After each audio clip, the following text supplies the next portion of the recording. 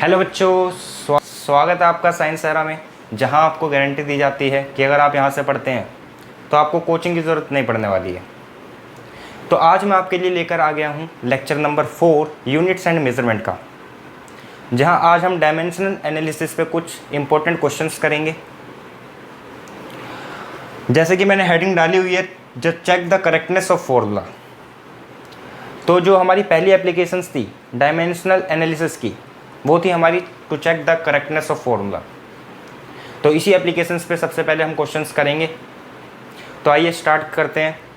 मेरा नाम है शशिकांत और आज आप देख रहे हैं lecture number 4 units and measurement का। तो हम देख लेते हैं क्वेश्चन नंबर 1 पहले। यहाँ पे हमें क्या करना है कि फॉर्मूलाज को चेक करना है कि वो करेक्ट है या नहीं है। जैसे मैंने आपको 1-2 क्वेश्चंस करवाए थे लेक्चर नंबर 3 में, तो उसी तरीके के क्वेश्चंस हम देखेंगे और फॉर्मूलाज को चेक करेंगे कि वो करेक्ट है या नहीं है। तो चलिए आइए देखते हैं। क्वेश्चन नंबर 1 हम ले लेते हैं, S = ut + ½ at²। जैसा कि हम जानते ही हैं, ये जो हमारा फॉर्मूला है, ये जो इक्वेशन है हमारी, ये सेकंड इक्वेशन ऑफ मोशन है।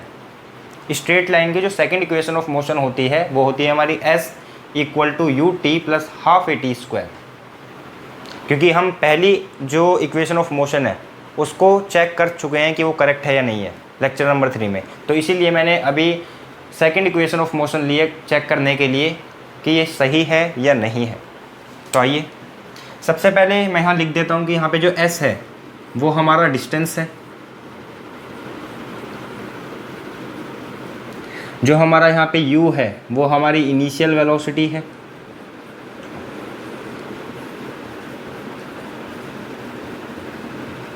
यहाँ पे जो हमारा t है वो हमारा टाइम है, और जो हमारा a है वो एक्सेलरेशन है। तो मैंने बताया था आपको कि किस तरीके से हमें चेक करना है कि ये इक्वेशन सही है या नहीं है। इसके लिए हमें डायमेंशंस लेने पड़ते हैं, दोनों साइड के LHS का डायमेंशन और RHS का डायमेंशन। अगर वो दोनों बराबर आ जाते हैं तो ये फॉर्मूला हमारा करेक्ट होगा, अगर बराबर नहीं आते हैं तो ये फॉर्मूला हमारा करेक्ट नहीं होगा। तो वैसे तो हमें पता ही है, ये इक्वेशन ऑफ मोशन हम यूज़ करते हुए आ रहे हैं छोटी क्लास से भी, तो करेक्ट ही होगी, पर हमें चेक करना है कि करेक्ट है या नहीं है। ठीक है, तो सबसे पहले हम डायमेंशंस ले लेते हैं LHS की, डायमेंशंस ऑफ LHS। तो LHS में क्या है हमारा डिस्टेंस, तो हम डायमेंशंस लेंगे, डायमेंशंस ऑफ S। आपको पता है जो S है वो हमारा डिस्टेंस है, यानी कि एक तरीके से मैं इसे लेंथ कह सकता हूँ L। अब यहाँ पे हमारा M और T नहीं आ रहा है, मास और टाइम नहीं आ रहा है। और हमने पिछले लेक्चर में सीखा है, जब भी कोई चीज़ हमारी प्रेजेंट नहीं होती डायमेंशनल फॉर्मूले में MLT में से, तो हम क्या करते हैं, उसकी पावर 0 कर देते हैं। जब भी हमारी कोई चीज़ प्रेजेंट नहीं होती डायमेंशनल फॉर्मूले में से, जैसे यहाँ पे हमारा मास और टाइम प्रेजेंट नहीं है, तो हम M की पावर 0 कर देंगे, T की पावर 0 कर देंगे। तो अगर मैं इसका डायमेंशनल फॉर्मूला निकालूँ तो ये हमारा बनेगा M की पावर 0 L T की पावर 0। तो हमारा LHS का डायमेंशन आ चुका है, देखिए M की पावर 0, L की पावर 1, T की पावर 0। अब हमारा काम बचता है RHS के डायमेंशंस को निकालना। तो चलिए निकालते हैं, लिखेंगे डायमेंशंस ऑफ RHS। ये था हमारा डायमेंशंस ऑफ LHS और यहाँ पे आता है हमारा डायमेंशंस ऑफ RHS। तो सबसे पहले हम इसमें डायमेंशंस निकालेंगे UT की, फिर निकालेंगे ½ at² की। तो लिखेंगे डायमेंशंस ऑफ UT। तो हमें पता है U हमारा वेलोसिटी है, यानी कि इनिशियल वेलोसिटी। तो इसका डायमेंशन फॉर्मूला मैं आपको लिखवा चुका हूँ और कैसे निकालते हैं वो भी बता चुका हूँ, जो कि होता है हमारा L की पावर 1 T की पावर -1, और T हमारा यहाँ पे टाइम है, यानी कि T एज इट इज़ आ जाएगा। अब देखिए यहाँ पे T की पावर -1 और T की पावर 1, जब हम इनको मल्टीप्लाई करेंगे तो इनकी जब पावर ऐड होगी तो T की पावर 0 आ जाएगा, T की पावर 0 आ जाएगा। कैसा आ जाएगा, कुछ इस तरीके से L T की पावर 0। अब यहाँ पे हमारा मास प्रेजेंट नहीं है, यानी कि मास की पावर हमें क्या ले लेनी है, 0। m की पावर 0 l और t की पावर 0 तो हमारी आ गई है। अब हमारा बचता है dimensions of half A T square, तो इसका डायमेंशंस निकालेंगे। Dimensions of half A T square. अब हमें पता है कांस्टेंट का कोई हमारा डायमेंशनल फॉर्मूला नहीं होता, ये डायमेंशनलेस होते हैं। इस वजह से हमें किस किस के डायमेंशन निकालने हैं, ए और टी स्क्वायर का। तो हमें पता है एक्सेलरेशन का जो डायमेंशनल फॉर्मूला होता है वो होता है एल टी की पावर -2, एल टी की पावर -2। फिर हमारा बचता है टी स्क्वायर यानी कि टाइम का स्क्वायर। अब यहाँ पे देखो टी की पावर -2 और टी की पावर 2, जब इनको भी हम मल्टीप्लाई करेंगे तो पावर ऐड होगी, और जब पावर ऐड होगी तो 2 से 2 कैंसिल हो जाएगा, यानी कि पावर हमारी 0 आएगी। यानी कि यहाँ पे आएगा हमारा एल टी की पावर 0। अब फिर से हमारा इसमें मास प्रेजेंट नहीं है, तो मास की पावर हम क्या कर देंगे 0। यहाँ पर आ जाएगा हमारा m की पावर 0 l t की पावर 0। अब आप यहाँ पे देख सकते हैं कि जो हमारे डायमेंशंस ऑफ LHS है वही हमारा डायमेंशंस ऑफ RHS है। जो हमारा डायमेंशंस ऑफ LHS है जो कि हमारा आया m की पावर 0 l की पावर 1 t की पावर 0, वही हमारा डायमेंशंस ऑफ RHS है m की पावर 0 l की पावर 1 t की पावर 0। यहाँ पे भी आप देख सकते हैं m की पावर 0 l की पावर 1 t की पावर 0। तो हम यहाँ पे लिख सकते हैं therefore dimensions of LHS is equal to dimensions of RHS, यानी कि इट इज़ करेक्ट। ये जो फॉर्मूला है हमारा ये करेक्ट है। आप देख सकते हैं किस तरीके से हमने जो इस फॉर्मूले को है करेक्ट प्रूफ कर दिया है। हमें क्या करना है, डायमेंशंस लेनी है LHS की और RHS की। अगर दोनों बराबर आती हैं तो हमारा ये फॉर्मूला करेक्ट होगा। जैसे हमने लिया डायमेंशंस ऑफ LHS जो कि आई हमारी m की पावर 0 l की पावर 1 t की पावर 0। फिर हमने ली डायमेंशंस ऑफ RHS जो हमारी आई m की पावर 0 l की पावर 1 t की पावर 0। दोनों बराबर थी इसलिए हमने कहा डायमेंशंस ऑफ LHS इक्वल है डायमेंशंस ऑफ RHS के, और देयरफॉर इट इज़ करेक्ट, यानी कि ये फॉर्मूला करेक्ट है। तो इसी तरीके से हमें हमारे पास जो भी फॉर्मूला हमें कहा जाएगा कि करेक्ट प्रूफ करना है तो सेम ही मेथड करना है। हमें डायमेंशंस निकालनी है दोनों साइड की। अगर बराबर आ जाती है तो वो करेक्ट है, अगर बराबर नहीं आती है तो करेक्ट नहीं है। तो चलिए नोट कर लीजिए आप इतना।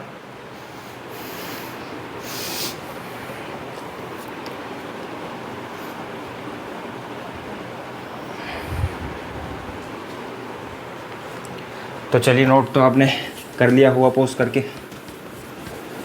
अच्छे बच्चे जल्दी से पोस्ट कर लेते हैं और नोट कर लेते हैं। बाकी जो है वो तो भाई देखते रहेंगे, जब एग्ज़ाम आएंगे तो भी वो देखते रहेंगे एक दूसरे की शक्ल, है ना भाई। तो चलो अब क्वेश्चन नंबर हम 2 देखेंगे।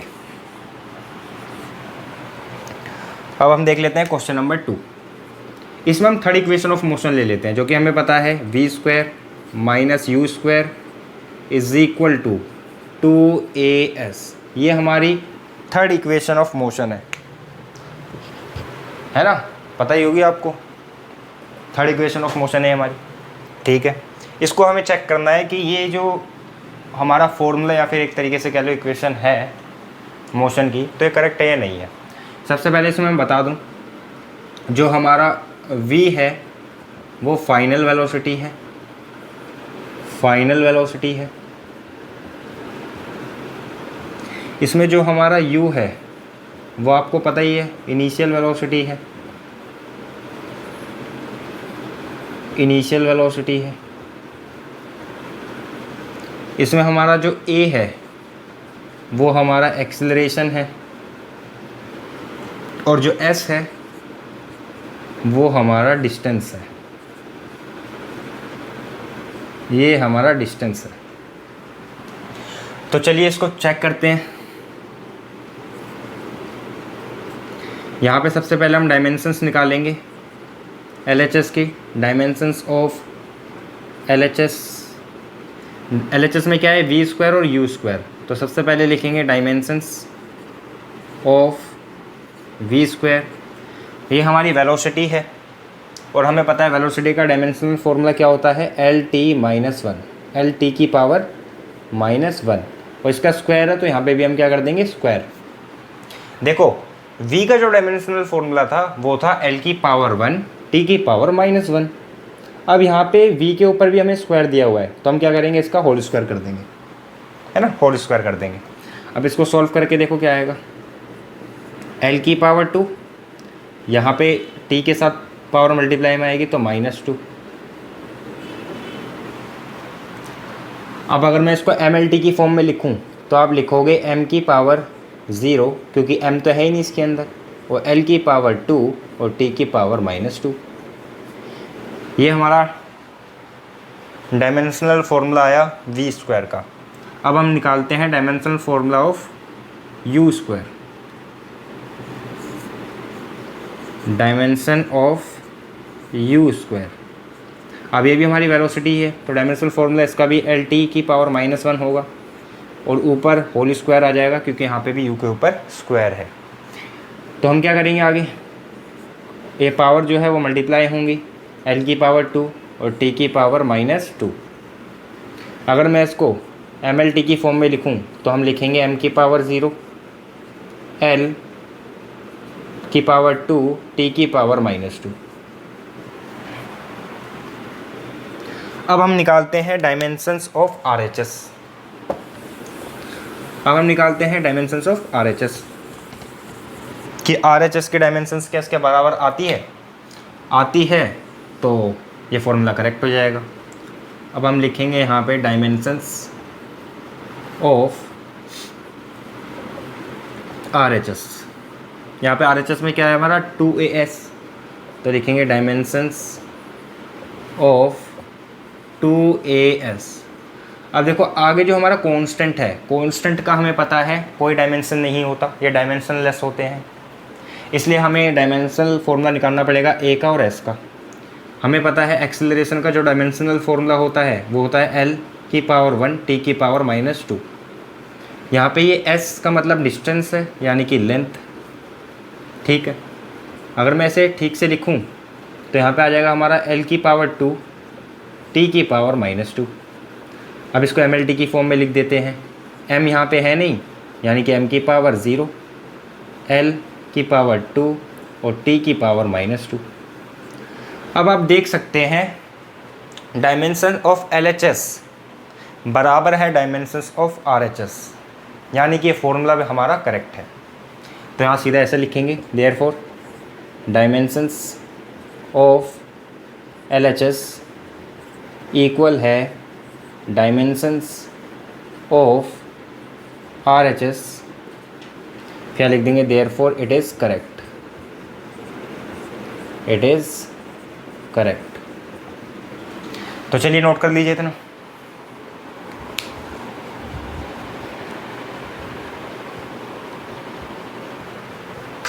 तो आई होप आपने नोट किया होगा अच्छे बच्चों की तरह, जल्दी से पोस्ट करके, और मज़ा आ रहा होगा आपको ये क्वेश्चन को करेक्ट प्रूफ करने में।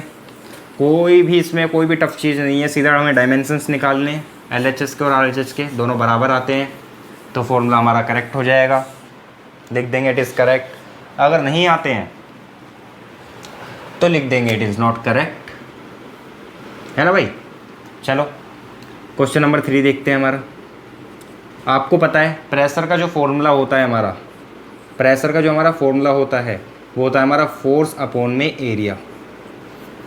प्रेशर का जो फॉर्मूला होता है वो होता है हमारा फोर्स अपॉन में एरिया। अगर नहीं पता है तो हमने बता दिया, प्रेशर का जो फॉर्मूला होता है वो होता है हमारा फोर्स अपॉन में एरिया, यानी कि फोर्स पर यूनिट एरिया, यानी कि फोर्स पर यूनिट एरिया जितनी लगती है उसे हम कहते हैं pressure. Force per unit area is called pressure. अब यहाँ पे देख लेते हैं जो हमारा F है, पहले देख लेते हैं जो P है वो है हमारा प्रेशर, वो क्या है हमारा प्रेशर। ऐसे ही हमारा जो F है वो है हमारा फोर्स, और हमारा जो A है वो है एरिया, ये है हमारा एरिया।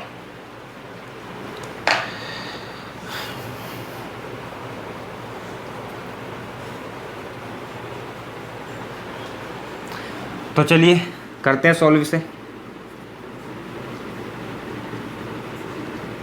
सबसे पहले हमें डायमेंशंस लेने हैं LHS के।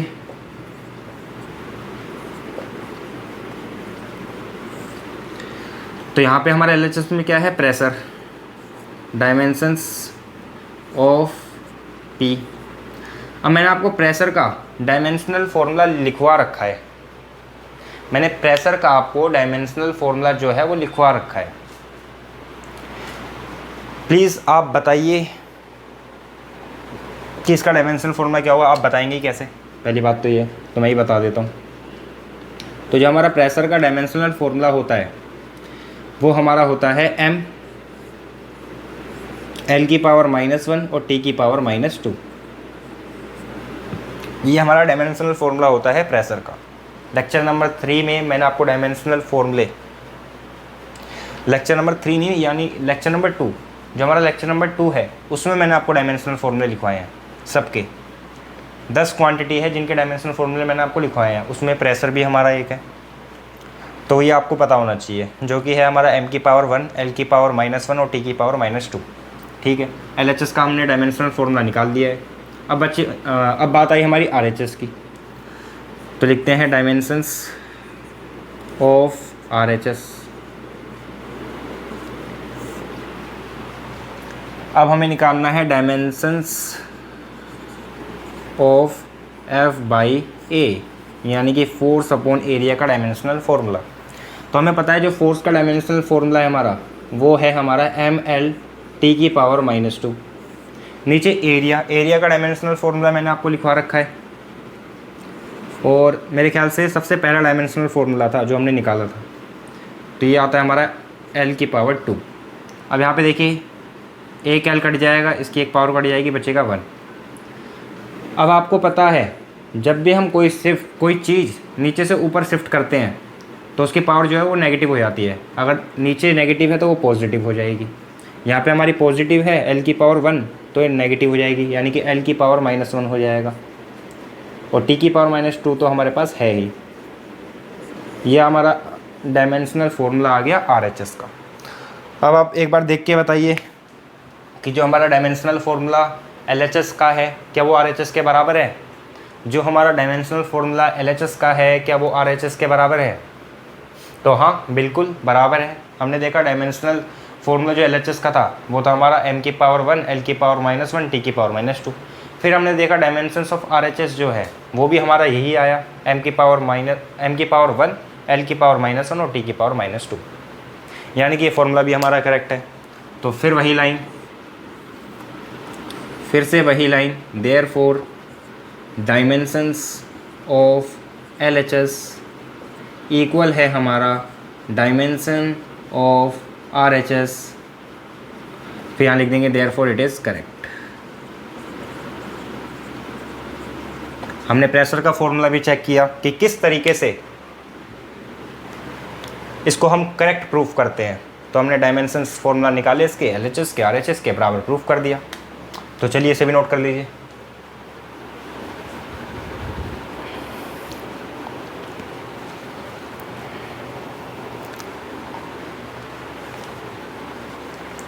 जल्दी जल्दी वीडियो को पोस्ट करेंगे और नोट करेंगे, आलस दिखाएंगे नहीं भाई। आलस क्या है, बुरी बला।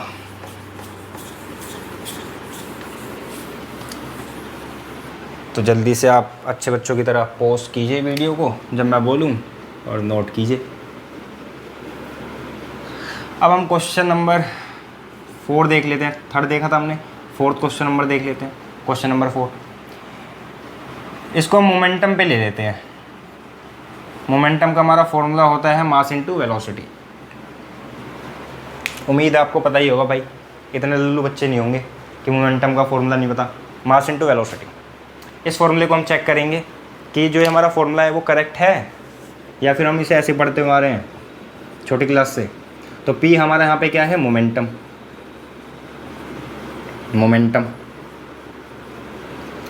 हमारा जो यहाँ पे M है वो है मास, और जो हमारा V है वो है हमारा वेलोसिटी।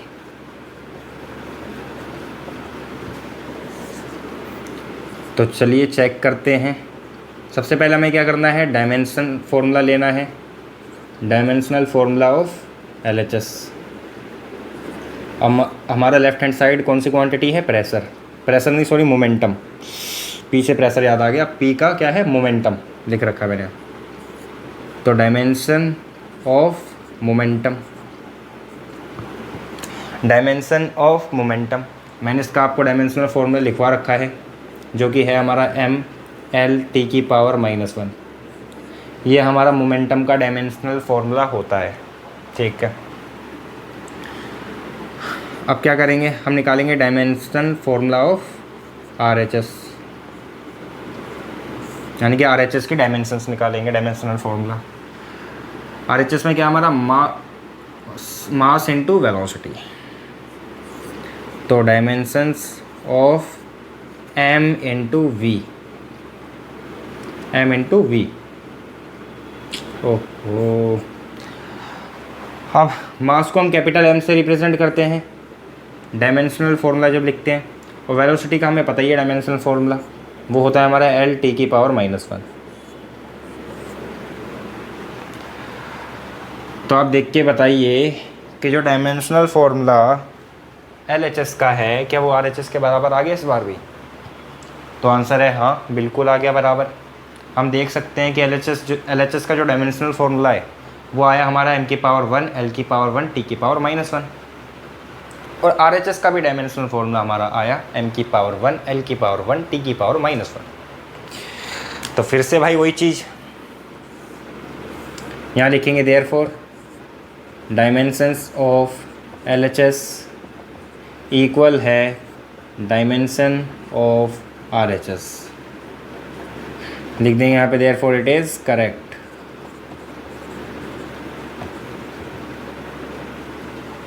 तो नोट कर लीजिए इसे।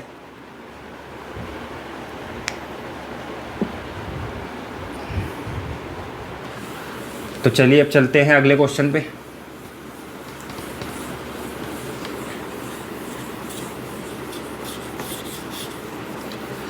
वैसे भी कुछ बच्चे होंगे जो कि शुरू से ही सीरियस चल रहे होंगे, मतलब उन्होंने सोचा होगा कि क्लास 11th में आए हैं तो 2 साल बच्चे हैं तो बिल्कुल सीरियस होकर पढ़ते हैं।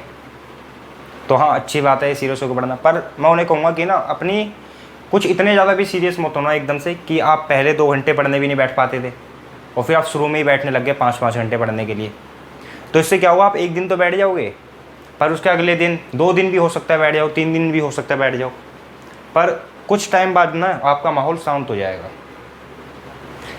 फिर जैसे आपने शुरुआत करी थी पहले ही दिन 5 घंटे की पढ़ने की, वो आप फॉलो नहीं कर पाओगे। तो क्या करो, छोटे छोटे गोल बनाओ। मतलब अगर आप 1 घंटा भी पढ़ने नहीं बैठ पा रहे हैं तो सबसे पहले आप आधी घंटा पढ़ने बैठें, फिर आप 5 मिनट का रेस्ट ले लो, फिर उसके बाद दोबारा पढ़ने बैठ जाओ। इस तरीके से धीरे धीरे टाइम बढ़ाओ। इससे ये नहीं होगा कि आपकी जो कंटिन्यूटी है ना वो मतलब गड़बड़ाएगी नहीं बीच में। इस तरीके से पढ़ना है। और जो बच्चे भाई सीरियस ले नहीं रहे उनके लिए क्या ही बोलूँ, वो तो बोलने पर भी सीरियस नहीं लेंगे, जब पेपर आने वाले होंगे तो रोएंगे भाई। तो अब हम क्वेश्चन नंबर हमारा देख लेते हैं। 4th क्वेश्चन देखा था, 5th क्वेश्चन देख लेते हैं डेंसिटी का। हमें पता है डेंसिटी का फॉर्मूला होता है हमारा मास अपॉन वॉल्यूम। यहाँ पे जो हमारा D है वो हमारा डेंसिटी है, जो हमारा यहाँ पे M है वो हमारा मास है, और जो V है वो हमारा वॉल्यूम है। तो आपको जैसे मैंने आपको कहा ना अभी कि छोटे छोटे गोल बनाने हैं, ठीक है, उस तरीके से पढ़ना है। शुरू में अगर आप एकदम से सारी चीज़ें मतलब ऐसे 5-6 घंटे पढ़ोगे शुरू में ही, जो आपकी पहले आदत नहीं थी, तो 2-3 दिन ही मेरे ख्याल से पढ़ पाओगे। उसके बाद वापसी वैसे ही माहौल कि लेट उठ रहे हो, उठा ही नहीं जा रहा है, इस वजह से धीरे धीरे स्टार्टिंग करो। अब हमें देखना है कि ये फॉर्मूला जो है वो हमारा करेक्ट है या नहीं है। तो वही तरीका जो मैंने आपको बताया, क्या करेंगे, डायमेंशंस निकालेंगे दोनों साइड की, LHS की भी RHS की भी। तो सबसे पहले निकालते हैं डायमेंशंस ऑफ LHS। अब मैंने आपको बताया है जो हमारा डायमेंशनल फॉर्मूला होता है डेंसिटी का वो क्या होता है। वो होता है हमारा m की पावर 0, l की पावर -3 और t की पावर 0। यहाँ पे m होता है, m की पावर 1 होती है, 0 नहीं, m की पावर 1 होती है। m की पावर 1, l की पावर -3, t की पावर 0, ये हमारा डेंसिटी का डायमेंशनल फॉर्मूला होता है। ठीक है, LHS में हमने डेंसिटी का तो निकाल लिया, अब हम RHS में चलते हैं। Dimensions of RHS। अब यहाँ हम निकालेंगे dimensional formula of m upon में v, यानी कि मास अपॉन में वॉल्यूम। यहाँ पे v वॉल्यूम है, वेलोसिटी नहीं।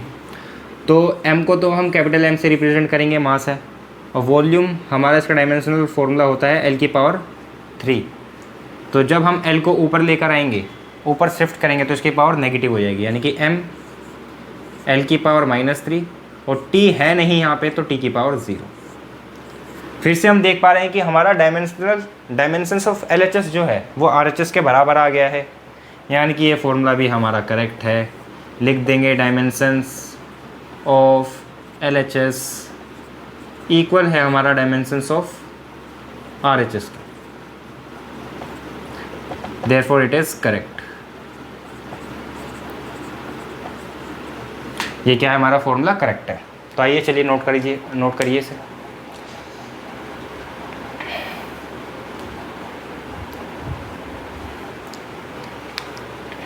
तो बच्चों हमारा क्वेश्चन नंबर 6 आता है, जिसमें थोड़ी सी चीज़ें अलग हैं। देखो इसमें हमें क्या कहा है कि डायमेंशंस ऑफ A और B निकालिए, कि A का डायमेंशन फॉर्मूला क्या होगा और B का क्या होगा।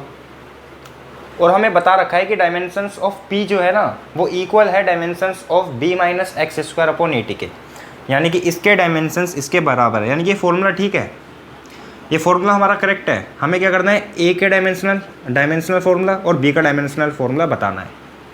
पिछले क्वेश्चंस में हम क्या कर रहे थे, फॉर्मूले को चेक कर रहे थे कि वो करेक्ट है नहीं है। यहाँ पे हमें कह रहा है कि फॉर्मूला करेक्ट है, A और B के डायमेंशनल फॉर्मूला में बता दो क्या है। तो किस तरीके से करेंगे इसे ज़रा समझते हैं। सबसे पहले तो एक चीज़ समझेंगे कि कोई भी क्वांटिटी तभी प्लस या माइनस हो सकती है जब उसके डायमेंशनल फॉर्मूला सेम हो, कि कोई भी क्वांटिटी तभी प्लस या माइनस हो सकती है जब उसके डायमेंशनल फॉर्मूला सेम हो। जैसे यहाँ पे एक क्वांटिटी है b और एक क्वांटिटी है एक्स स्क्वायर।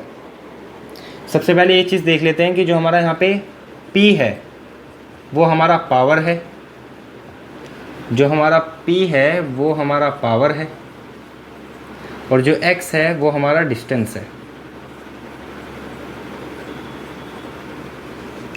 और t हमारा टाइम है। p पावर है, x डिस्टेंस है और t हमारा टाइम है। तो मैंने बताया कोई भी क्वांटिटी, दो क्वांटिटी तभी प्लस या माइनस हो सकती है जब उसके डायमेंशनल फॉर्मूला सेम हो। जैसे यहाँ पे हमारी एक क्वांटिटी है b और एक क्वांटिटी है एक्स स्क्वायर, ये यहाँ पे माइनस करी गई है, यानी कि इसका डायमेंशनल फॉर्मूला बराबर होगा इसके डायमेंशनल फॉर्मूला के। अगर यहाँ पे प्लस होता तब भी इसका डायमेंशनल फॉर्मूला बराबर होता इसके डायमेंशनल फॉर्मूला के। यानी कि कोई भी क्वांटिटी प्लस या माइनस तभी होगी जब उसका डायमेंशनल फॉर्मूला सेम होगा। तो इसी चीज़ को जान के हम ये लिख सकते हैं कि जो डायमेंशनल फॉर्मूला ऑफ B है वो इक्वल होगा डायमेंशंस ऑफ एक्स स्क्वायर के, यानी कि डायमेंशंस ऑफ B जो है वो इक्वल होगा डायमेंशंस ऑफ एक्स स्क्वायर के। क्यों? क्योंकि यहाँ पे माइनस हो रहे हैं, और तभी माइनस हो सकते हैं जब इनके डायमेंशनल फॉर्मूला सेम हो। वही हमने इस नीचे लिख दिया है, यानी कि डायमेंशंस ऑफ B जो है वो हमारा क्या होगा। देखो हमें पता है x जो है वो हमारा डिस्टेंस है, यानी कि एक तरीके की लेंथ है, यानी कि l का स्क्वायर, क्योंकि यहाँ पे भी स्क्वायर है। अब अगर मैं इसको MLT की फॉर्म में लिखूँ तो मैं लिखूँगा इसको m की पावर 0, l की पावर 2 और t की पावर 0। इसमें मास और टाइम नहीं थे, इसलिए मैंने इनकी पावर को 0 कर दिया है, और l की पावर 2 तो हमारा था ही, तो मैंने ये लिख दिया है यहाँ पे। तो हमारा डायमेंशनल फॉर्मूला आ गया है B का। अब हमें चाहिए डायमेंशनल फॉर्मूला ऑफ A। इसको किस तरीके से निकालेंगे, आइए फिर इसे भी समझते हैं।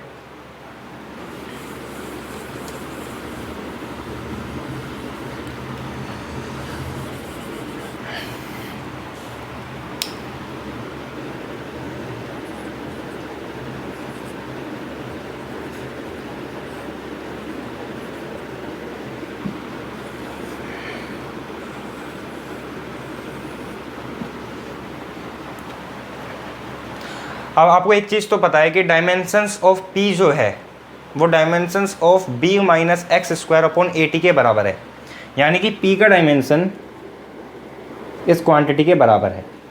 इन दोनों क्वांटिटी के डायमेंशनल फॉर्मूले क्या है, सेम है। यानी कि मैं ये भी लिख सकता हूँ ना कि डायमेंशन ऑफ a इक्वल होगा dimension of b minus x square upon P T के। अगर देखो डायमेंशन ऑफ p बराबर होगा dimension of b minus x square upon A T, dimension of p बराबर होगा dimension of b minus x square upon A T के, तो dimension of a भी बराबर होगा dimension of b minus x square by P T के। मैंने क्या करा, a को इधर ले गया और p को इधर भेज दिया, और इनके डायमेंशंस भी हमारे क्या होंगे, बराबर होंगे। तो चलिए निकालते हैं। फिर लिखेंगे डायमेंशन ऑफ a, अभी हमने निकाला है b गया और x का डायमेंशनल फॉर्मूला सेम होगा, जो कि हमारा आया l की पावर 2, जो कि आया हमारा l की पावर 2 अपॉन p हमारा पावर है। पावर का डायमेंशनल फॉर्मूला मैंने आपको निकालना सिखाया था, आपको याद होना चाहिए, m l की पावर 2 t की पावर -3, ये हमारा पावर का डायमेंशनल फॉर्मूला होता है। फिर है हमारा टाइम, तो यहाँ पे t भी हमारा एज इट इज़ आ जाएगा। अब यहाँ पे देखो l की पावर 2 से l की पावर 2 कैंसिल, l की पावर 2 से l की पावर 2 कैंसिल, ठीक है। अगर मैं ये m की पावर 1 को ऊपर लेके जाऊँगा तो m की पावर जो 1 थी वो नेगेटिव हो जाएगी, यानी कि m की पावर क्या हो जाएगी, माइनस का 1। यहाँ पे देखो m की पावर क्या थी, 1, यहाँ मैंने लिखा नहीं है, लिख भी देता हूँ, m की पावर क्या है, 1। ये पॉजिटिव पावर है, ऊपर जब शिफ्ट करेंगे तो नेगेटिव हो जाएगी। इसी तरीके से यहाँ पे हमारा t की पावर -3 है और t की पावर 1 है। जब इनको आपस में मैं मल्टीप्लाई करूँगा तो पावर ऐड होंगी, 1 और -3 जब ऐड करते हैं तो -2 आता है, तो यहाँ पे नीचे आ जाएगा t की पावर -2, t की पावर -2।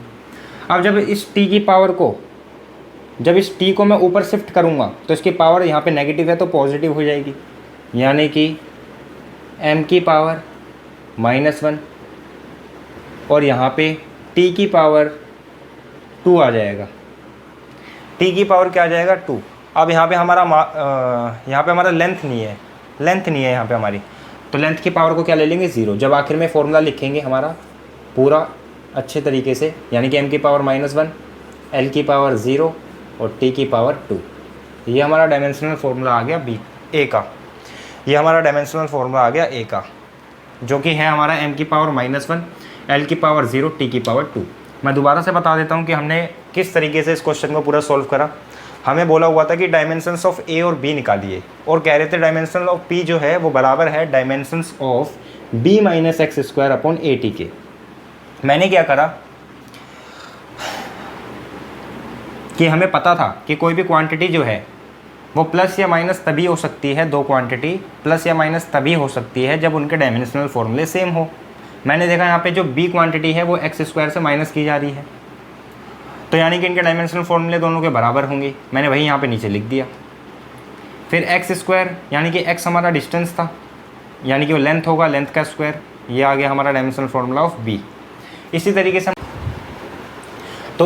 से हमने डायमेंशंस ऑफ a निकाला। जैसे हमें पता था, दे रखा था डायमेंशन ऑफ p जो है वो बराबर है dimension of b minus x square by A T के। मैंने क्या करा, a को इधर भेज दिया और p को इधर लेके आ गया, यानी कि डायमेंशन ऑफ a जो है वो बराबर होगा dimension of b minus x square by P T के। फिर हमने डायमेंशंस ऑफ a को निकाला।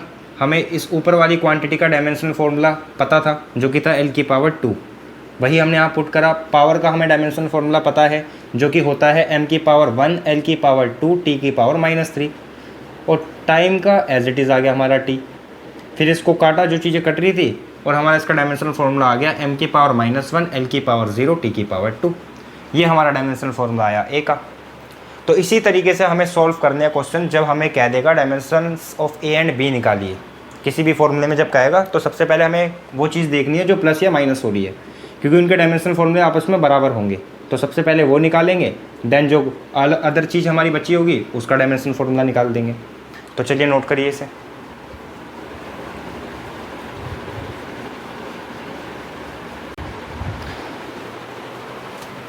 अब हम अपना अगला क्वेश्चन देखने वाले हैं, जो कि पिछले क्वेश्चन जैसा ही है।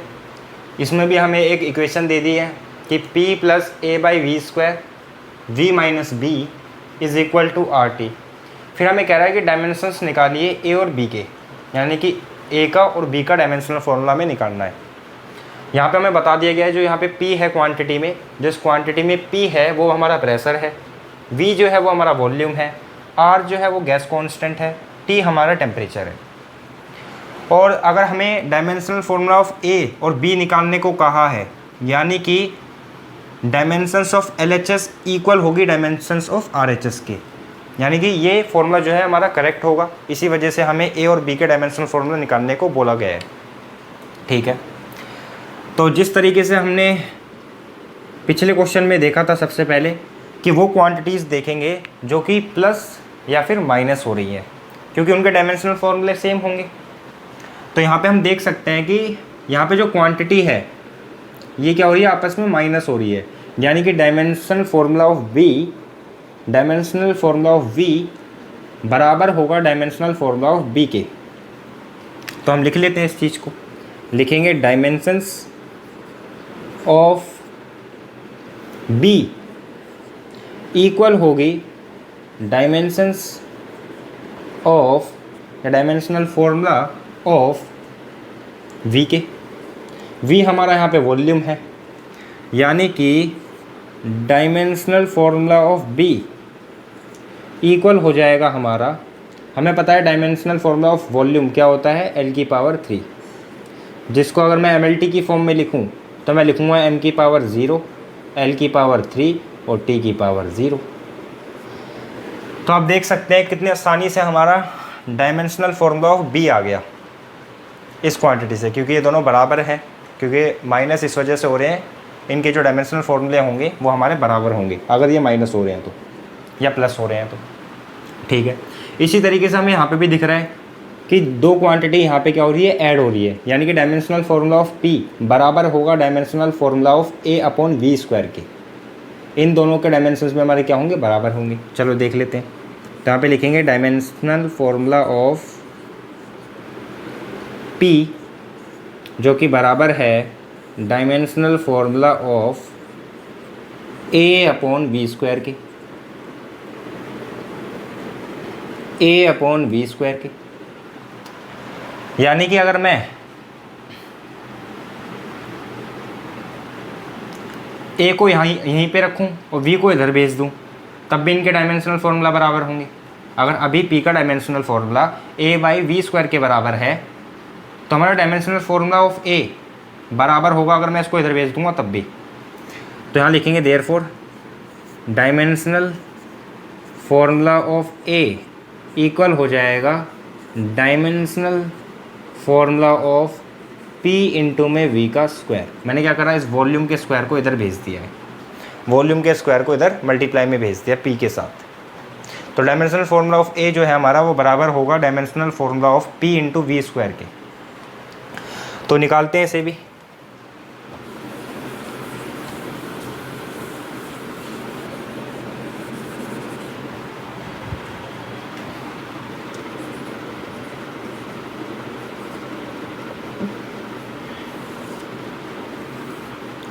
अब हमें पता है डायमेंशंस ऑफ A बराबर होगा इनके डायमेंशनल फॉर्मूला के, किसके, P और V स्क्वायर के। अब इसमें हमें पता है जो हमारा P था वो हमारा प्रेशर था, और प्रेशर का डायमेंशनल फॉर्मूला हमें पता है, इसको मैं यहाँ लिख देता हूँ नीचे थोड़ा। वो होता है हमारा M L की पावर -1 और T की पावर -2। जो डायमेंशनल फॉर्मूला ऑफ प्रेशर होता है हमारा, वो होता है हमारा M की पावर 1 L की पावर -1 और T की पावर -2। और ये हमारा यहाँ पे वॉल्यूम का डायमेंशनल फॉर्मूला होता है हमारा L की पावर 3, और इसका स्क्वायर कर देंगे क्योंकि यहाँ पे वॉल्यूम का स्क्वायर दिया हुआ है। वॉल्यूम की पावर 2 है, यानी कि इसकी भी पावर 2 हो जाएगी। इसी तरीके से m की पावर यहाँ पे 1 ही रहेगी, l की पावर -1, t की पावर -2, यहाँ पे आ जाएगा हमारा l की पावर 6। अब यहाँ पे देखिए l की पावर -1 और l की पावर 6, जब हम l को l से इंटू करेंगे तो पावर ऐड होंगी, और यहाँ पे 6 और -1 है तो पावर क्या आ जाएगी ऐड होके 5, यानी कि यहाँ जाएगा हमारा m की पावर 1, l की पावर 5 और t की पावर -2। तो आप देख सकते हैं डायमेंशनल फार्मूला ऑफ a भी हमारा आ गया, जो कि है m की पावर 1, l की पावर 5 और t की पावर -2। और जो हमारा डायमेंशनल फार्मूला ऑफ b है वो बराबर आया है हमारा m की पावर 0, l की पावर 3, t की पावर 0। तो इसी तरीके से हमें ये जो क्वेश्चंस इस तरीके के आएंगे हमें सॉल्व करने हैं। आप नोट करिए इसे।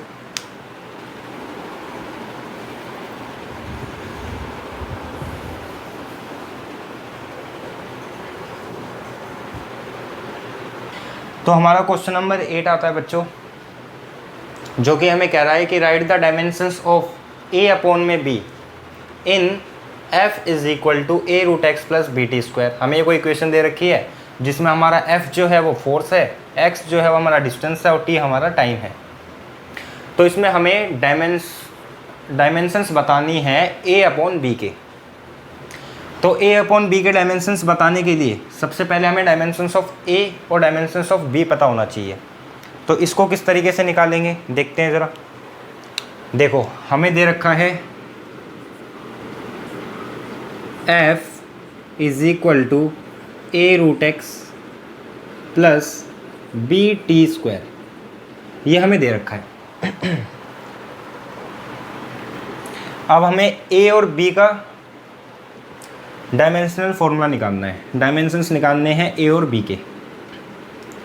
अब देखो हमें f इक्वल दे रखा है a√x प्लस bt² के, तो मैं ये कह सकता हूँ कि डायमेंशंस ऑफ f बराबर होगा डायमेंशंस ऑफ इस क्वांटिटी के, पूरी इस क्वांटिटी के भी बराबर होगा डायमेंशनल फॉर्मूला और इसके भी बराबर होगा। मेरा कहने का मतलब क्या है, देखो समझेंगे कि डायमेंशनल फॉर्मूला ऑफ f बराबर होगा डायमेंशनल फार्मूला ऑफ a√x के और बराबर होगा डायमेंशनल फार्मूला ऑफ bt² के। तो हम कह सकते हैं कि डायमेंशनल फार्मूला ऑफ a√x बराबर होगा डायमेंशनल फार्मूला ऑफ f के। फिर हम a का डायमेंशनल फार्मूला निकाल लेंगे। इसी तरीके से हम कहेंगे डायमेंशनल फार्मूला ऑफ bt² बराबर होगा डायमेंशनल फार्मूला ऑफ f के। इसी वजह से हम b निकाल लेंगे।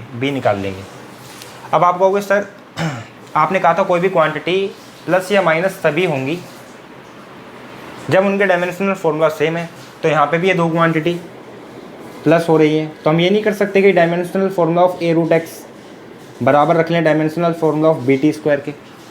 हाँ बिल्कुल कर सकते हैं, पर यहाँ पे देखो a का और b का हमें डायमेंशंस निकालने हैं, और अगर मैं डायमेंशंस ऑफ a√x बराबर रख दूंगा डायमेंशंस ऑफ bt² के, तो अगर मैं इनमें से किसी का भी डायमेंशनल फार्मूला निकालूँ एक का, तो दूसरे का तो मुझे पता ही नहीं है अभी।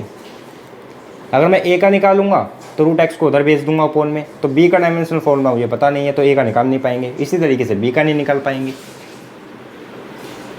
तो इससे अच्छा क्या होगा कि हम डायमेंशंस ऑफ a√x f के बराबर रख दें, फिर हम a का निकाल लेंगे।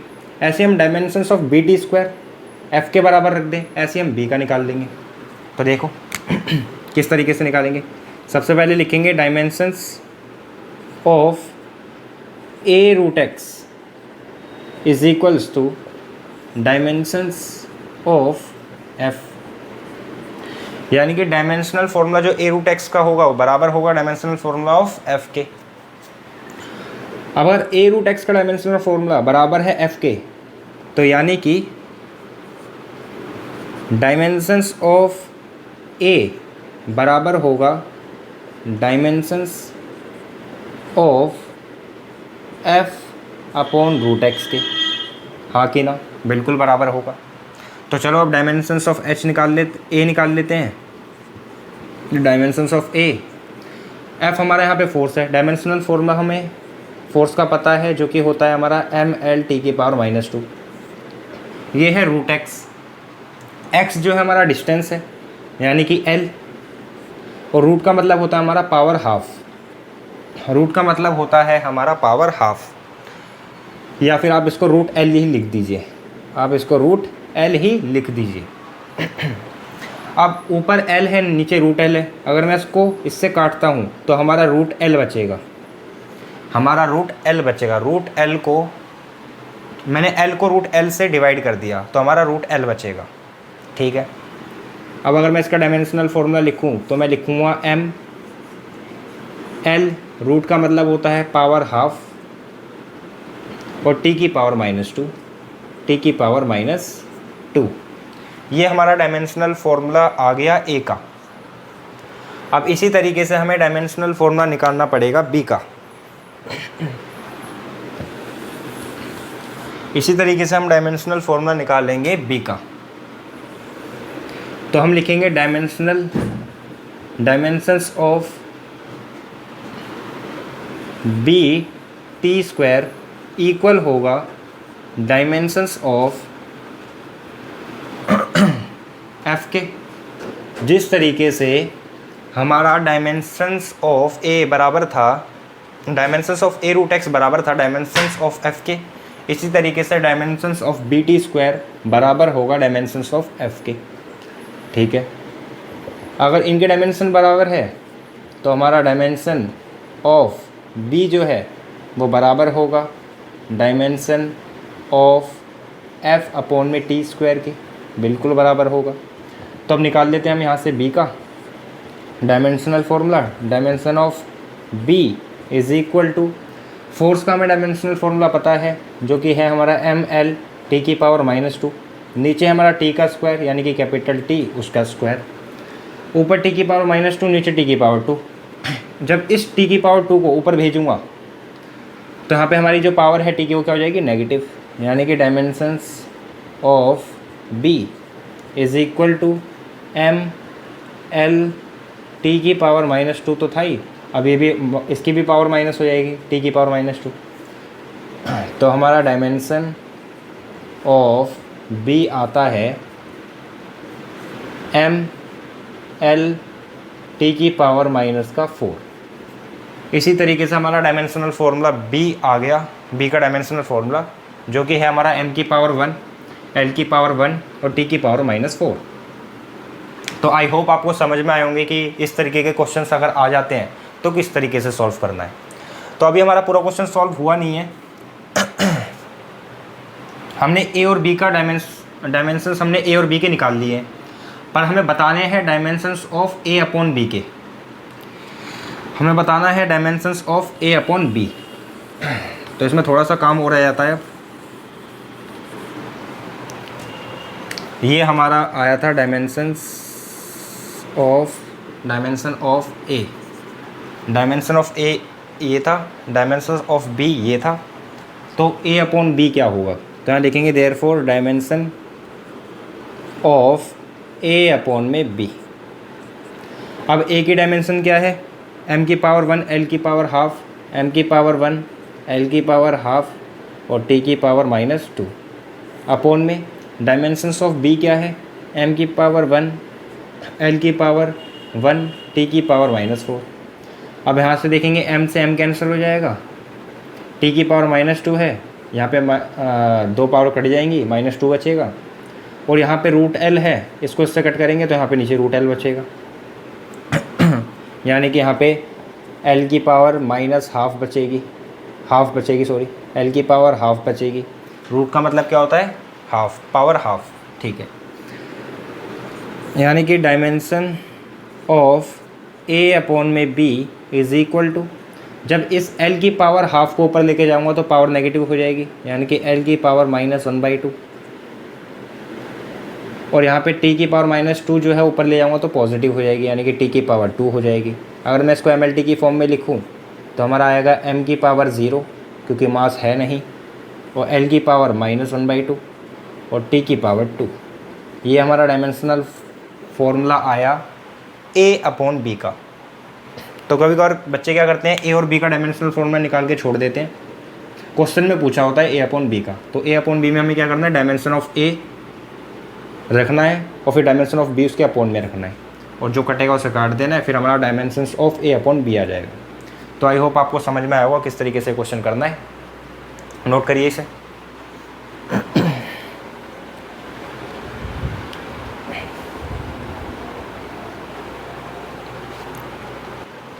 तो बच्चों हमारा क्वेश्चन नंबर 9 है, जो कि आपको खुद से करना है, ये मैं नहीं कराऊंगा, और आपको कमेंट में इसके आंसर बताने हैं कि क्या आंसर आया। तो हमें इसमें दे रखा है इफ़ वेलोसिटी जो है वो बराबर है a plus B T plus C upon D plus T के, तो हमें डायमेंशंस बताने हैं a b c और d के, जहाँ पे v वेलोसिटी है और t टाइम है। तो मैं आपको समझा देता हूँ किस तरीके से करना है, करना आपको है पर ये। तो अगर हमें ये फॉर्मूला दे रखा है और हमें a b और c और d के डायमेंशंस पूछे हैं, यानी कि डायमेंशंस ऑफ LHS इक्वल होगा डायमेंशंस ऑफ RHS के, तो हम इसमें क्या करेंगे, डायमेंशंस ऑफ a बराबर रखेंगे डायमेंशंस ऑफ b के, इससे हमारा डायमेंशन ऑफ a आ जाएगा। इसी तरीके से डायमेंशंस ऑफ bt बराबर रखेंगे डायमेंशंस ऑफ v के, इससे हमारा b का डायमेंशंस आ जाएगा जब t को अपॉन में भेज देंगे। फिर यहाँ पे हमारी थोड़ी दिक्कत है, यहाँ पे हमें क्या करना है, देखो दो क्वांटिटी क्या है यहाँ पे ऐड हो रही हैं, तो यानी कि डायमेंशंस ऑफ d बराबर होगा डायमेंशंस ऑफ t के, तो हमें क्या करना है, डायमेंशंस ऑफ d को बराबर रखना है डायमेंशंस ऑफ t के, तो हमारा d का डायमेंशनल फॉर्मूला आ जाएगा। फिर हमें लिखना है dimension of c upon d plus T, जो कि बराबर होगा v के। इस पूरी क्वांटिटी का डायमेंशनल फॉर्मूला बराबर होगा डायमेंशनल ऑफ वेलोसिटी के, डायमेंशंस ऑफ वेलोसिटी के। फिर यहाँ से हमारा c का डायमेंशनल फॉर्मूला आ जाएगा। इस तरीके से आपको इस क्वेश्चन को करना है और आपको कमेंट में बताना है कि क्या डायमेंशनल फॉर्मूले आए हमारे a b c और d के। तो इस क्वेश्चन को नोट कर लीजिए। तो बच्चों अब हम देखने वाले हैं क्वेश्चंस एरर के ऊपर। तो हमारा जो क्वेश्चन नंबर 10 है उसमें हमें एक क्यूब दे रखा है जिसका जो मास है वो है 6 ± 0.3 kg, यानी कि इसका जो मास है वो 6 kg है, जिसमें जो मैक्सिमम एरर हो सकता है वो 0.3 का हो सकता है। इसका मतलब ये है। वॉल्यूम हमें दे रखी है 2 ± 0.2 मीटर क्यूब की, यानी कि इसका वॉल्यूम 2 है जो एग्जैक्ट है, और अगर हम इसे मेज़र करते हैं तो जो इसमें मैक्सिमम एरर जो हमसे आ सकता है वो 0.2 का आ सकता है। तो हमें बतानी है इसकी डेंसिटी, कि इसकी डेंसिटी क्या होगी, इसकी डेंसिटी क्या होगी। हमें मास और वॉल्यूम दे रखा है और हमें डेंसिटी बतानी है। तो देखिए किस तरीके से बताएंगे।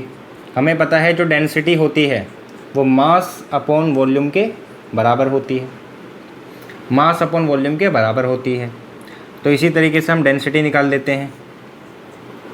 मास हमारा क्या है 6, वॉल्यूम हमारा क्या है 2, इसको कट करेंगे तो 3 आ जाएगा, यानी कि 3 kg पर मीटर क्यूब, 3 kg पर मीटर क्यूब। ठीक है, अब हमारा डेंसिटी हमने निकाल ली है जो कि है 3 kg पर मीटर क्यूब, पर इसके अंदर का एरर अभी हमने निकाला नहीं है। तो एरर किस तरीके से निकालेंगे, इसका मैंने आपको फॉर्मूला बताया था कि जैसे इस तरीके का फॉर्मूला दे रखा है तो आप लिखोगे delta D is equal to, यहाँ पे आ जाएगा हमारा delta M by M, delta M upon में M plus delta V upon में वी, और इनटू में आ जाएगी हमारी डेंसिटी। ये हमारा फॉर्मूला है एरर निकालने के लिए डेंसिटी के अंदर। तो किस तरीके से निकालेंगे, delta D as it is रखेंगे, डेल्टा एम मास के अंदर क्या एरर है 0.3 का, तो यहाँ लिख देंगे 0.3। फिर एग्जैक्ट मास क्या है 6 प्लस डेल्टा वी क्या है हमारा 0.2, वी क्या है हमारा 2, और डेंसिटी क्या है हमारी ये रही 3 kg। अब इसको सॉल्व कर लेंगे। देखो यहाँ पे पॉइंट हटाएंगे, नीचे आ जाएगा 0, यानी कि 3 से काटेंगे 60 को तो 20 आ जाएगा, पॉइंट हटाएंगे नीचे 20 आ जाएगा। अब इसको लिखेंगे delta D is equal to 1 upon में 20 प्लस 2 अपॉन में 20। बेस सेम है तो ऐड हो जाएंगी, ऊपर के नंबर्स जो है वो ऐड हो जाएंगे अगर बेस सेम है तो यहाँ आ जाएगा हमारा 3/20 इंटू 3। जब इसको मल्टीप्लाई करेंगे तो आ जाएगा 9/20। अब अगर हम इसे कट करते हैं तो हमारा आ जाएगा 0.45,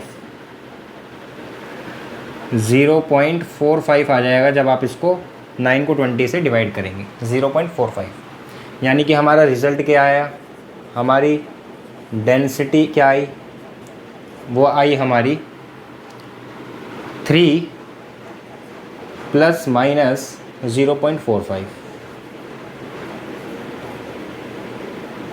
kg/m³। किस तरीके से ये लिखने का तरीका होता है, जैसे एग्जैक्ट डेंसिटी हमारी क्या आई 3, पर इसमें एरर मैक्सिमम कितना हो सकता है 0.45 जो कि हमने निकाला, प्लस भी हो सकता है माइनस भी हो सकता है, क्योंकि एरर हो सकता है कि हम जब डेंसिटी मेज़र करें तो वो हमारी 3.45 आ जाए, यानी कि 0.45 ज़्यादा मेज़र की जाए हमसे, या हो सकता है वो 0.45 कम मेज़र हो जाए हमसे, है ना। तो ये मैक्सिमम एरर इसमें आ सकता है। तो इस तरीके से हमें ये क्वेश्चन करना था।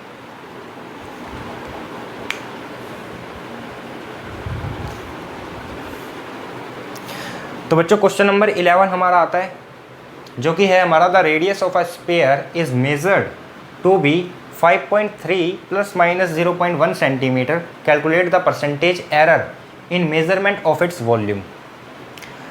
तो इस क्वेश्चन में हमसे एरर निकालने को कहा है, स्फीयर के वॉल्यूम में क्या एरर होगा अगर उसकी रेडियस हमें दे रखी है। तो उसकी हमारी जो स्फीयर है उसकी रेडियस हमें दे रखी है, जो कि है हमारी 5.3 ± 0.1 सेंटीमीटर, और फिर कह रहा है कि परसेंटेज एरर निकालिए स्फीयर के वॉल्यूम के अंदर क्या होगा।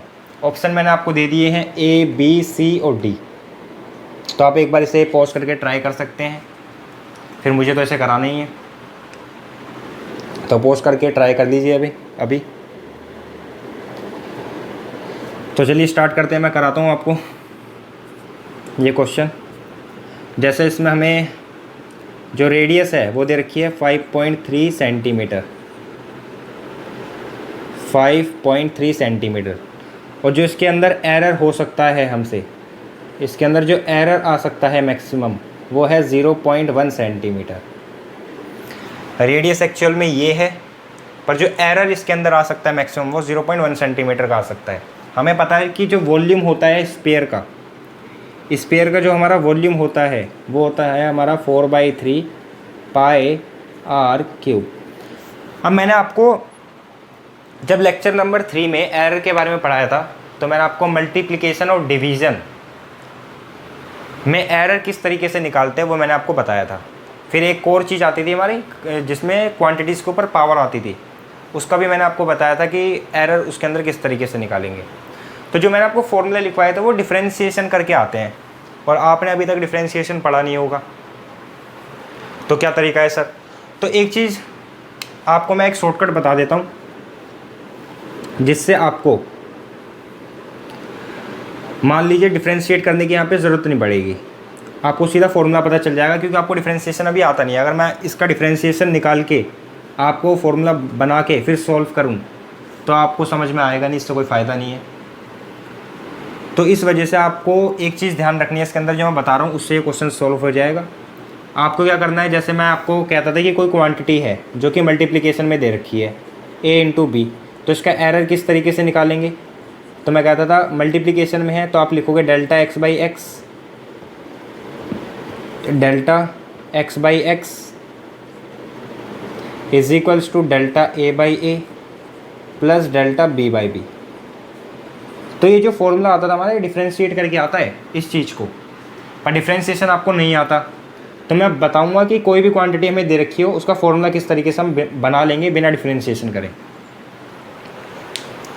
बिना डिफ्रेंशिएशन करें नहीं, वो डिफ्रेंशिएशन तो हो ही जाएगा उसके अंदर।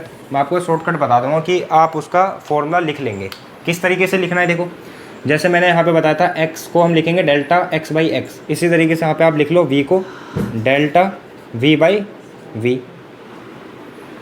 ठीक है, अब याद रखेंगे जो भी हमारा कांस्टेंट होगा उसका हमें कुछ नहीं करना है, यानी कि 4/3 पाई जो है हमारा यहाँ पे वो कांस्टेंट है, इसको भूल जाओ। अब हमें बचा रेडियस का क्यूब। इसमें मैंने आपको बताया था जब पावर की क्वांटिटी आ जाए तो पावर को पहले ले आना है और फिर r का लिख देना हमें Δr/r। देखो बन गया हमारा एरर के लिए फॉर्मूला इसके अंदर। अगर हमें वॉल्यूम का एरर निकालना है तो हम डेल्टा वी इधर ही रहने देंगे, वी को इधर भेज देंगे। पर हमसे यहाँ पे परसेंटेज एरर पूछा है वॉल्यूम के अंदर, परसेंटेज एरर पूछा है वॉल्यूम के अंदर। मैं आपको बताऊँगा किस तरीके से करना है। पहले आपको ये समझ में आया कि किस तरीके से हमें इसके लिए फॉर्मूला लिखना है एरर के लिए। तो आपको वी की जगह डेल्टा वी बाई वी लिखना है, कांस्टेंट टर्म को भूल जाना है। यहाँ बचा हमारा आर क्यूब। तो मैंने बताई थी कि जब भी किसी क्वांटिटी की पावर दे रखी हो तो उसको हम लिखेंगे 3 delta R by R, error निकालने के लिए। ठीक है, अब आपको पता है परसेंटेज एरर हमें निकालना है। अगर मुझे वॉल्यूम का परसेंटेज एरर निकालना है तो उसका फॉर्मूला हमारा क्या होता था, हम फ्रैक्शनल एरर को, जब हम फ्रैक्शनल एरर को इनटू कर देते थे 100 से तो हमारा परसेंटेज एरर आ जाता था। यहाँ पे देखो ये हमारा फ्रैक्शनल एरर ही है, ये मीन एब्सोल्यूट एरर है और ये हमारी मीन वैल्यू है। तो ये हमारा क्या है, फ्रैक्शनल एरर। इसको मैं 100 से इनटू कर दूंगा, यानी कि वॉल्यूम का हमारा परसेंटेज एरर आ जाएगा। किस तरीके से करेंगे, देखो डेल्टा वी बाई वी, अगर मैं इसको इनटू कर देता हूँ 100 से, और यहाँ पे भी मुझे इनटू करनी पड़ेगी 100 से, delta R by R into 100 into 100 value put कर देनी है इसके अंदर। किस तरीके से करोगे, देखो delta V by V into 100 है हमारा यहाँ पे, is equal to 3 as it is. Delta R क्या दे रखा है हमें 0.1, तो 0.1 अपॉन में आर कितना दे रखा है हमें 5.3 इंटू में 100। इसको सॉल्व करेंगे, पॉइंट से पॉइंट कैंसिल हो जाएगा, तो यहाँ पे आएगा हमारा इज इक्वल टू 3 को जब 100 से इंटू करोगे तो आ जाएगा 300 अपॉन में 53।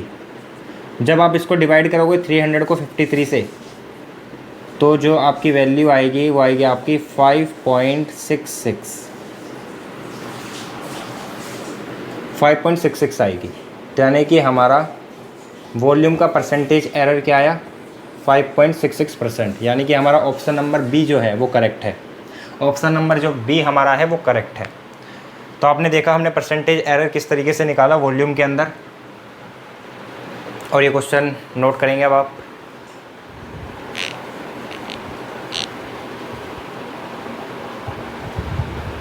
तो बच्चों क्वेश्चन नंबर 12 हमारे सामने आ जाता है, जो कि हमें कह रहा था if the error in the measurement of radius of a sphere is 2%, then the error in the determination of volume of the sphere will be. Option दे रखे हैं हमें 2%, 4%, 6%, 8%। तो इस क्वेश्चन को समझते हैं। कह रहा है कि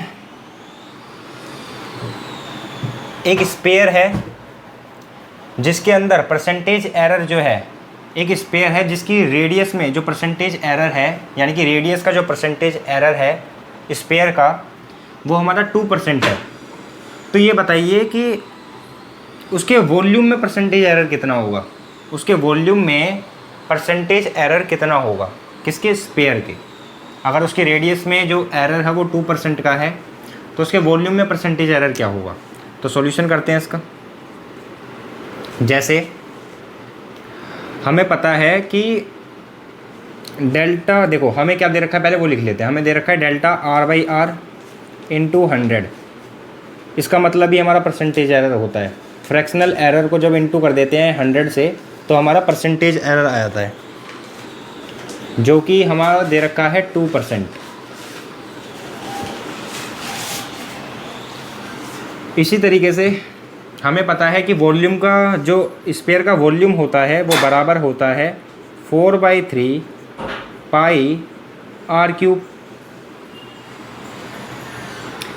अब जो वॉल्यूम है मैंने बताया आपको, इसके अंदर अगर हमें एरर निकालना है तो हमें लिखना पड़ेगा यहाँ पे delta V by V is equals to constant term को हम भूल जाएंगे, आर क्यूब को हम लिखेंगे 3 पावर पहले आ जाएगी, और डेल्टा आर बाई आर।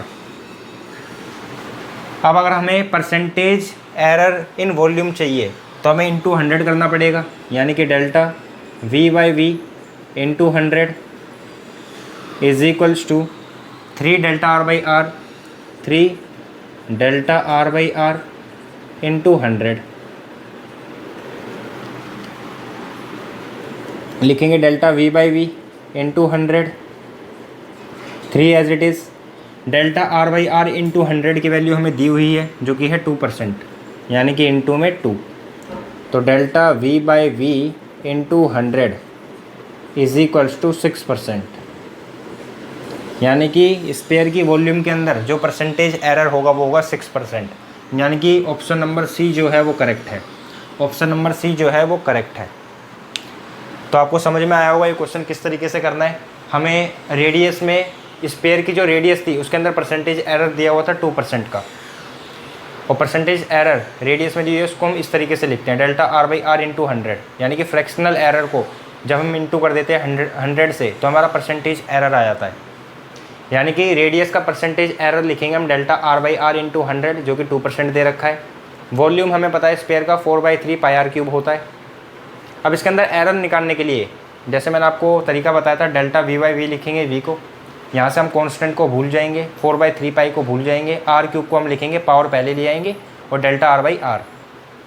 अब वॉल्यूम के अंदर परसेंटेज एरर निकालने के लिए हम 100 से इंटू कर देंगे क्योंकि हमें यहाँ पे फ्रैक्शनल एरर दिख रहा है। इसको इंटू करेंगे 100 से तो हमारा परसेंटेज एरर आ जाएगा वॉल्यूम के अंदर। अब हमें delta R by R into 100 की वैल्यू दे रखी है जो कि 2% है। हमने 3 एज इट इज़ रखा और इसकी वैल्यू रखी 2, 6% हमारा एरर आ गया वॉल्यूम के अंदर जो कि ऑप्शन नंबर सी है। इसे नोट करेंगे आप।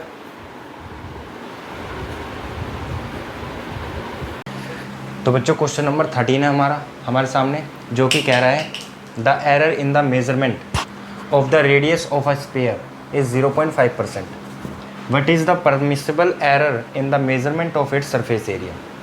यानी कि हमें एक स्फीयर का रेडियस दे रखा है जिसके अंदर परसेंटेज एरर जो है हमारा वो 0.5% का है।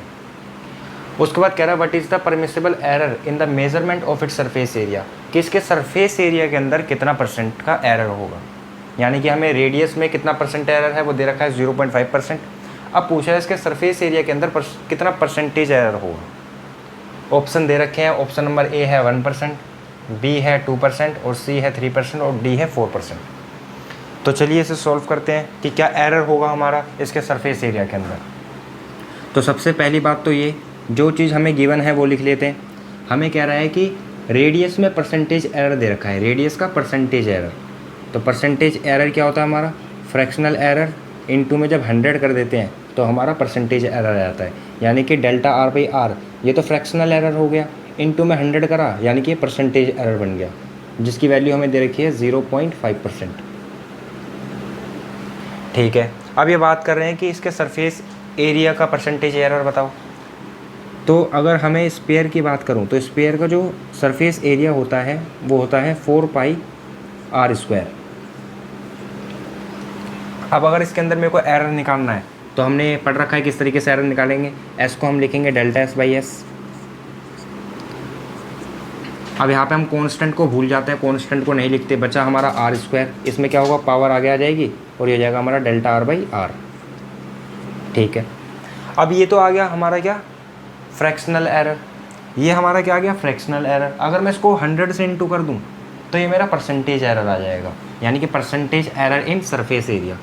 तो अगर मैं इसको 100 से इंटू कर दूँ, delta S by S into 100, यहाँ पर हो जाएगा हमारा 2 delta R by R into 100। अब ये आ गया हमारा सरफेस एरिया में कितना % एरर है। अगर मैं इसको सॉल्व कर लूँ तो मुझे परसेंटेज एरर मिल जाएगा इन सरफेस एरिया। तो चलिए सॉल्व करते हैं। अगर मैं यहाँ पे लिखूँ delta S by S into 100 is equal to, यहाँ हमें दे रहा है 2। अब देखो delta R by R into 100 की वैल्यू हमें दी हुई है 0.5%, तो इसको इंटू कर देंगे किससे, 0.5 से। अब देखिए delta S by S into 100 is equals to कितना आ गया, जब इसको मल्टीप्लाई करोगे 2 को 0.5 से तो 1 आएगा, यानी कि 1% एरर आ गया इसके सरफेस एरिया के अंदर। यानी कि हमारा ऑप्शन नंबर 1 जो है वो करेक्ट है। ऑप्शन नंबर जो 1 है हमारा वो करेक्ट है। तो मैं फिर से बता दूं हमने क्या करा। इसमें हमें दे रखा था कि स्पेयर की रेडियस है जिसके अंदर परसेंटेज एरर 0.5% का है। उसके बाद हमसे पूछा इसके सरफेस एरिया में कितना % एरर होगा। तो हमें जो परसेंटेज एरर इन रेडियस दे रखा था वो हमने लिखा। इसका मतलब होता है परसेंटेज एरर इन रेडियस। फिर हमने सरफेस एरिया का फॉर्मूला देखा जो कि होता है 4πr² सरफेस स्फीयर के लिए। फिर हमने इसका एरर निकालने का तरीका हमें पता है, delta S by S. Constant को हम भूल जाते हैं, उसे लिखते नहीं है, और r² का आ जाएगा, हमारी पावर आगे आ जाएगी, और डेल्टा r/r। अगर मैं इसको 100 से इंटू कर दूँ तो ये मेरा percentage error in surface area आ जाएगा। फिर हमने क्या करा, डेल्टा r/r इंटू 100 की वैल्यू पुट करी 0.5, और 1% हमारा एरर आ गया सरफेस एरिया का। तो चलिए इसे नोट कीजिए।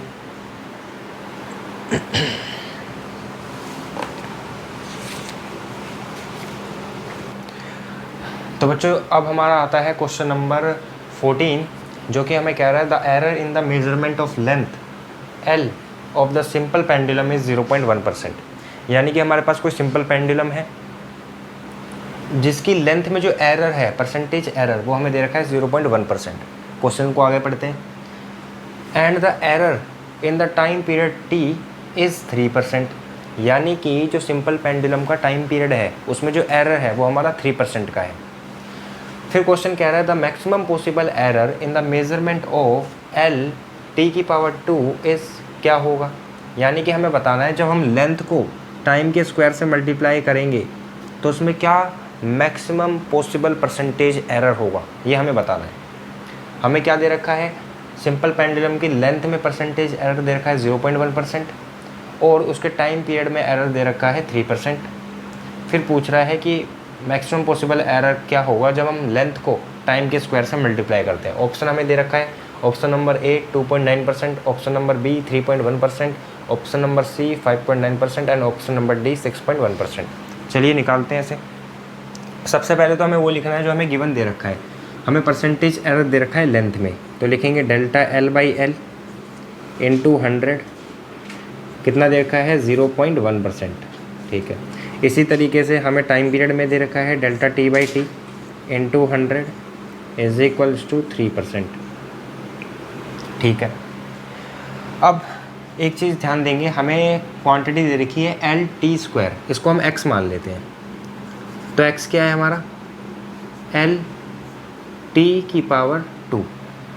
अगर मेरे को इस x क्वांटिटी के अंदर एरर पता करना है तो वही चीज़ जो मैंने आपको कहा था कि delta x by x is equal to, यहाँ पे l है मल्टीप्लिकेशन में है तो डेल्टा l बाई एल, इसको हम कैपिटल L लिख लेते हैं यहाँ पे, क्योंकि वहाँ पे भी हम कैपिटल L लिख रहे हैं, यहाँ पे भी हमारा कैपिटल L आ जाएगा। इंट प्लस में आ जाएगा हमारा पावर आगे आ जाएगी, t के ऊपर जो 2 पावर है वो आगे आ जाएगी, और t का भी हमारा क्या हो जाएगा डेल्टा t बाई टी। ये मैंने आपको बता रखा है लेक्चर नंबर 3 में। फिर ये हमारा फ्रैक्शनल एरर आ गया। अगर मैं इसको 100 से इंटू कर देता हूँ तो मेरा परसेंटेज एरर आ जाएगा। तो हम क्या करते हैं, इसको 100 से इंटू करते हैं, इंटू 100, यह आ जाएगा हमारा delta L by L into 100 plus 2 delta t by t into 100। अब ज़रा हमने जो गिवन चीज़ लिखी थी सबसे पहले वही चीज़ आ गई है, यानी कि delta L by L into 100, इसकी वैल्यू क्या है 0.1%, 0.1 इन प्लस 2। अब delta t by t into 100 की वैल्यू क्या है, वो है हमारी 3%, यानी कि इंटू 3। इसी तरीके से अगर मैं इसको सॉल्व करूँ थोड़ा तो ये आ जाएगा हमारा 0.1, 2 3 या 6, यानी कि 6, यानी कि वैल्यू आ जाएगी हमारी 6.1%, यानी कि delta x by x into 100 हमारा कितना आया 6.1%, यानी कि हमारा ऑप्शन नंबर डी करेक्ट है, यानी कि हमारा ऑप्शन नंबर डी जो है वो सही हो जाएगा। यानी कि इस क्वांटिटी के अंदर जो हमारा मैक्सिमम पॉसिबल एरर आएगा वो 6.1% का आएगा। चलिए नोट कर लीजिए इसे।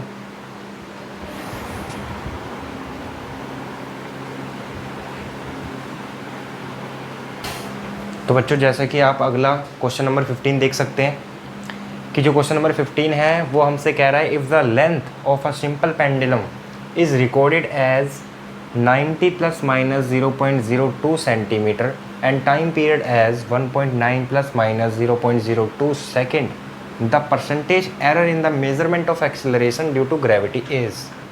यानी कि हमें एक सिंपल पेंडुलम दे रखी है और उसकी लेंथ जो है वो है 90 प्लस माइनस 0.02 सेंटीमीटर, यानी कि जो उसकी लेंथ है एक्चुअल वो 90 सेंटीमीटर है, पर जो उसके अंदर मैक्सिमम एरर हो सकता है वो 0.02 सेंटीमीटर का हो सकता है।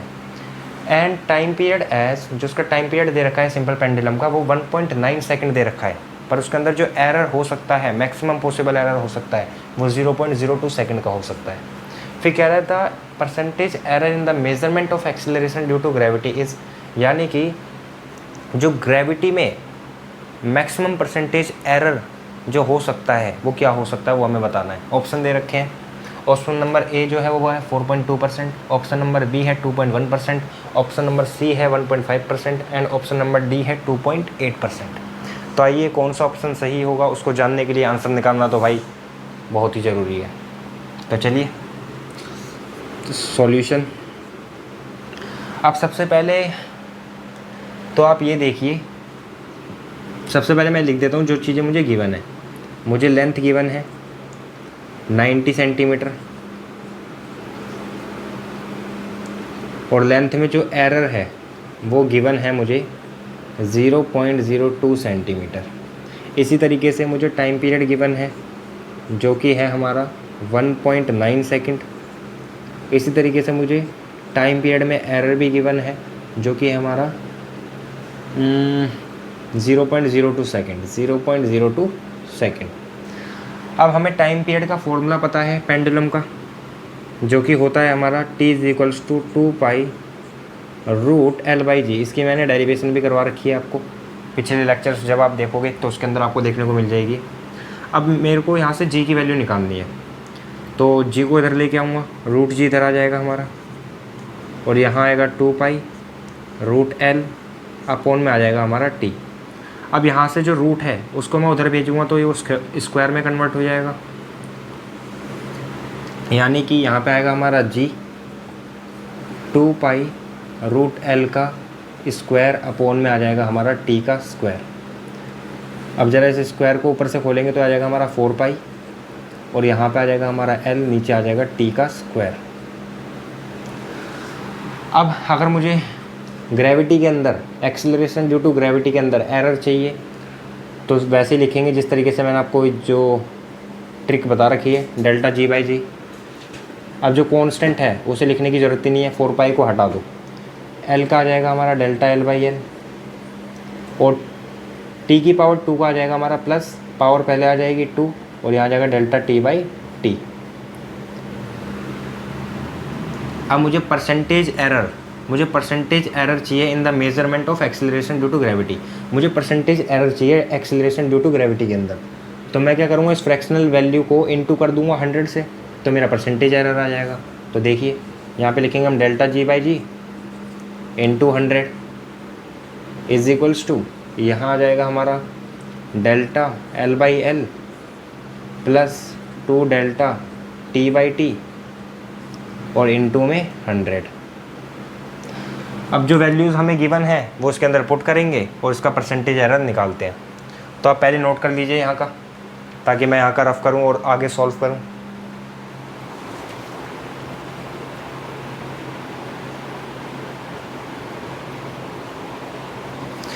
तो आई होप आपने यहाँ से नोट किया होगा ये वैल्यूज़। तो यहाँ का भी मैं रफ कर देता हूँ, आप पॉज करके यहाँ तक नोट कर लीजिएगा। इस वैल्यू को इधर लिख देता हूँ मैं ना, delta g/g into 100 delta L/L plus 2 delta t/t into में 100। अब यहाँ से ज़रा इसको हटा देते हैं। अब वैल्यूज पुट करते हैं। देखो delta g/g into 100 is equals to, delta L की वैल्यू क्या है हमारी, डेल्टा L है हमारा 0.02 और हमारा L क्या है 90, प्लस 2 इंटू में डेल्टा T की वैल्यू क्या है हमारा 0.02 और अपोन में हमारा है T की वैल्यू क्या है 1.9 और यहाँ पे इंटू में है हमारा 100। तो बच्चों इसके आगे चलते हैं।